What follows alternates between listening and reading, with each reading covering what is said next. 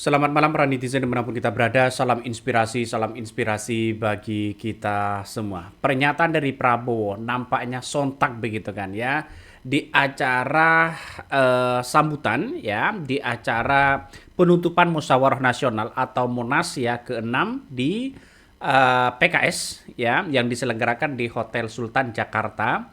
Nampaknya mengatakan bahwa eh, Prabowo ya tidak dendam bahwa Anies Baswedan memberikan nilai 11 dari 100, Prabowo tidak dendam, kabarnya begitu kan kepada Anies Baswedan. Tapi saya rasa dengan pernyataan-pernyataan seperti ini diulang-ulang terus oleh Presiden Prabowo. Ada apa begitu kan? Banyak persoalan-persoalan yang kemudian mengatakan bahwa ketika Anies Baswedan memberikan nilai 11 dari 100, justru akan blunder kepada dirinya. Padahal saya kira ini merupakan koreksi secara data begitu. Tidak mungkin Anies Baswedan ya asal ngomong aja begitu tanpa berdasarkan dengan fakta dan realita. Nyatanya beberapa bulan yang lalu banyak yang kemudian sistem ya sistem negara kita banyak yang kemudian dibobol oleh hacker dan sebagainya.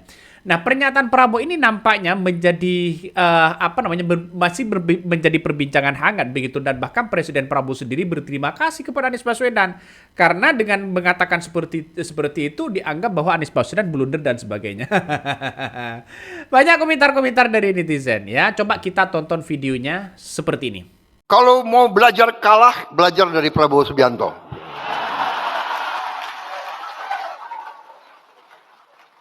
5 kali pemilihan, 4 kali kalah.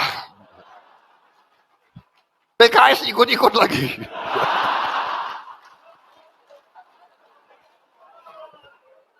Dua kali dukung gue, 2 kali kalah. Yang gue menang, lu nggak dukung lagi.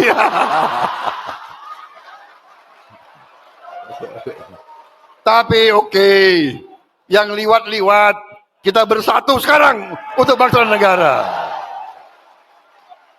Saudara-saudara, ya politik seperti itu, politik juga harus rame, ya kan? Nggak ada masalah. Aku tuh terus terang aja loh, saya tuh nggak dendam sama Anies, enggak.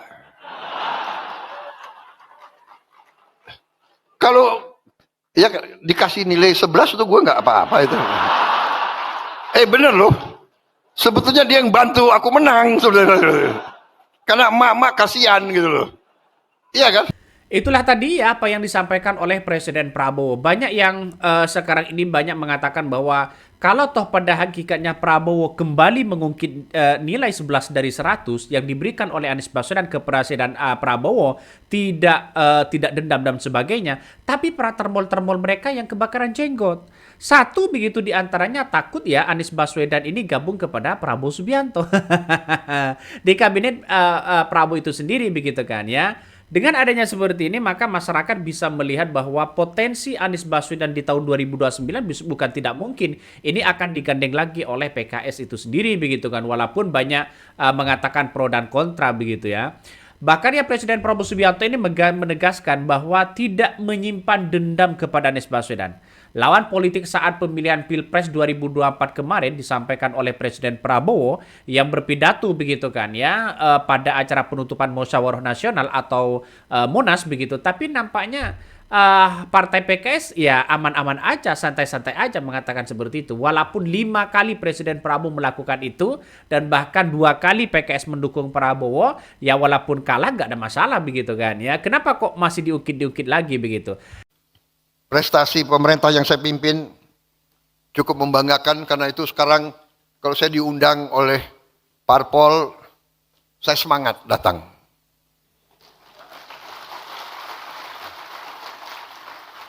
Karena saya bisa cerita, ya kan?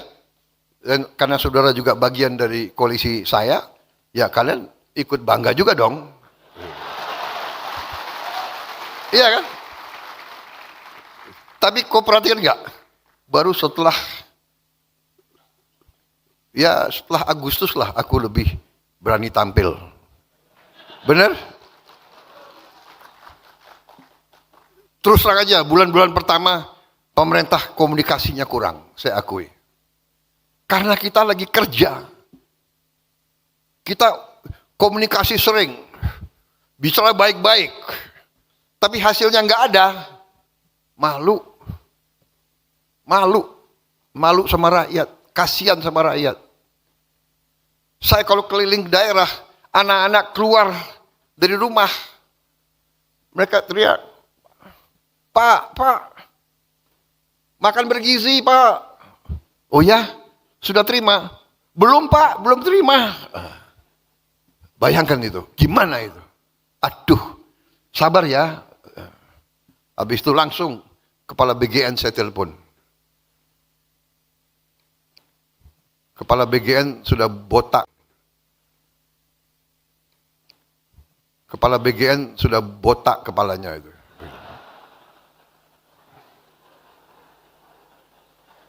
Saudara-saudara, sekarang pupuk sampai ke petani.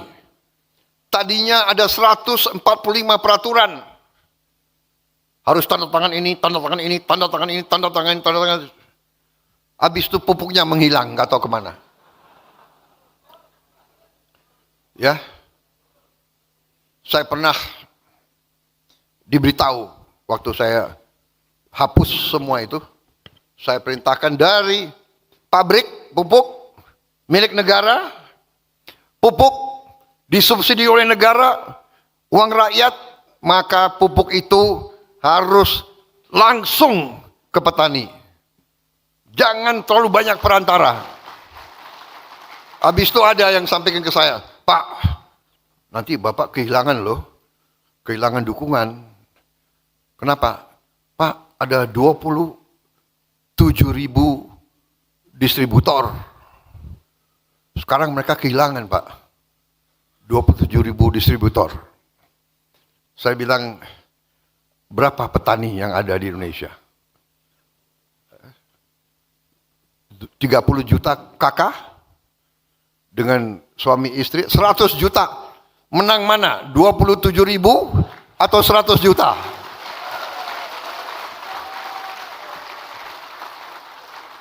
Dan saya sudah lama jadi orang Indonesia. Saya tahu itu distributor itu ya. Saya tahu itu. Ponakannya bupati, sepupunya, tim suksesnya, maaf deh. Kan kita sudah lama jadi orang Indonesia, ya kan? Habis itu, udahlah, kita sudah tahu kan, kalau bupati nanti dia yang harus tanda tangan, nanti dia cek, oh, kecamatan itu nggak milih gue, desa itu nggak milih saya, nggak deh, pupuknya kurangi aja, kasih yang milih gue. Ya ini yang nggak benar, saudara-saudara. Dan waktu saya perintahkan potong mata rantai ini, yang 27.000 kecewa, ya kan? Ada kader Gerindra yang pinter, dia datang ke Menteri Pertanian, Pak, kalau bisa yang 27.000 diganti kader-kader Gerindra aja. Ada wartawan sih. Pokoknya saya bilang, nggak ada itu. Tidak ada yang gantikan. Dari pupuk sampai gitu, nggak ada. Itu hak, mau petaninya milih PKS, milih Demokrat, mau nggak ada urusan. Politik adalah politik, hak adalah hak. Politik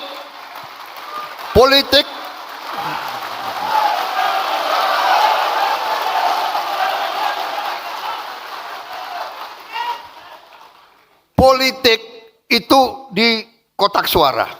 Urusan si warga negara dengan hati nuraninya dan dengan yang maha kuasa di atas.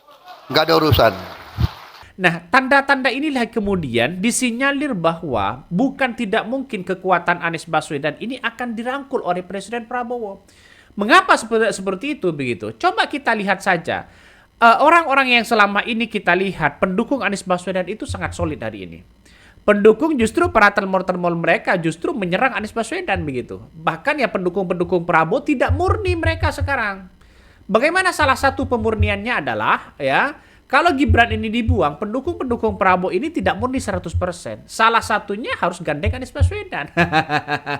Biar solid begitu. Nggak tahu lagi nanti ke depan begitu kan ya. Tapi saya rasa ungkapan-ungkapan seperti ini banyak muncul narasi-narasi di berbagai media sosial begitu kan. Kenapa Prabowo masih mengikir hal seperti itu begitu. Ini salah satunya ya.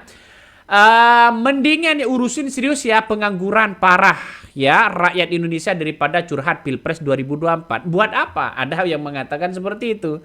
Bahkan ya ada yang mengatakan Pak Anies ya sebaiknya jangan masuk istana. Ingat kata-kata pas debat, banyak orang tak tahan jadi oposisi ya. Kalau Pak Anies ya jilat ludahnya sendiri. Saya kira Anies Baswedan bukan tipe orang yang pragmatis begitu kan ya. Tapi dia berpikir secara idealis untuk menunjukkan bahwa dirinya itu adalah tokoh begitu. Ini semoga Pak Anies Baswedan mempertimbangkan dengan benar ya, karena jika beliau masuk tapi harus ikut arus ternak Mulyono yang masih banyak di dalam kabinet, ditambah masih Gibran wapresnya akan susah berbuat baik dan benar. Ini salah satu komentar dari netizen.